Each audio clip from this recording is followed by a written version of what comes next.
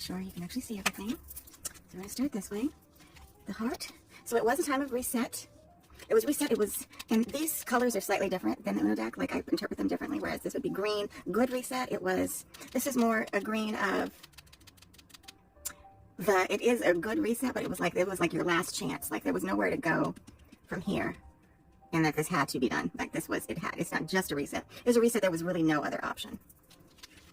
Here we have taking away. So 5, this was slavery. So this green, this is 5 is the number of work. This is labor. And this is the takeaway card. This is still takeaway. Here, this is like taken by force, labor taken by force, and also labor taken away by force. So there's that. So forced to labor, taken away, but also the forced taking away of labor, forced taking of labor. So slavery. And what? Money, blood money, and family. So a lot of families were sacrificed in the collection of this money and also in this process, the war. It was very extremely costly. So 9, money exists. This is also existing here now. So I think the lesson here, what was this built upon? So this was a perversion of,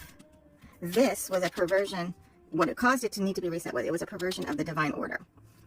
We are not meant to, or not saying that we're not meant to, because we all agree to come here and play a certain role in a certain game, in the video game that is this 3D existence. But here, we were, and this is going to be a longer video today, I can already tell, but this was, you know, we wanted to feel, what do you do when you force people to do things against their will? It's against the divine order. So many sacrifices was the sacrifice of so many things, and it resulted in great familial depression.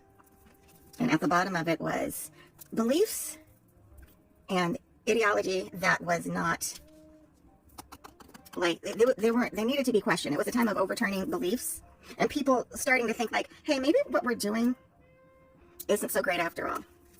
Like maybe, you know, they were fearful of looking at their beliefs. And the outcome was, okay, so with forced slavery, everything, families were living like, you know, it was actually corrosive to families, ultimately. They were living in fear. Here, as this became, the more money that was made this way, the more harm that was done with families, and the deeper the chains that took them away. So by taking these away, oh, excuse me, I also have the burps today, sorry. By taking this away, hold, like here was the hold, like this was the decision, like it was a very sad decision.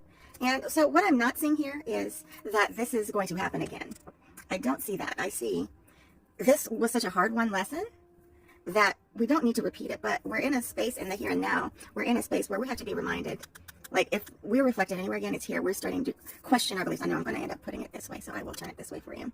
We have to be in a space of questioning our beliefs again and being brave enough to let go of this politics of fear and the mindset of fear and believing we have to be afraid of each other, because it ultimately only hurts us. Just as it hurt them, and it chained them to a situation that was ultimately hurting everyone. But this time, we did still learn that lesson. We just need to be a reminder. It's time to let go of certain beliefs again, and not to be afraid to do that, because this was the lesson we learned before. I know this was a roundabout way of saying something that's relatively simple, but I needed to see it for myself in the cards. Okay, thank you, Uno. You're always so enlightening. And thank you for watching if you made it through.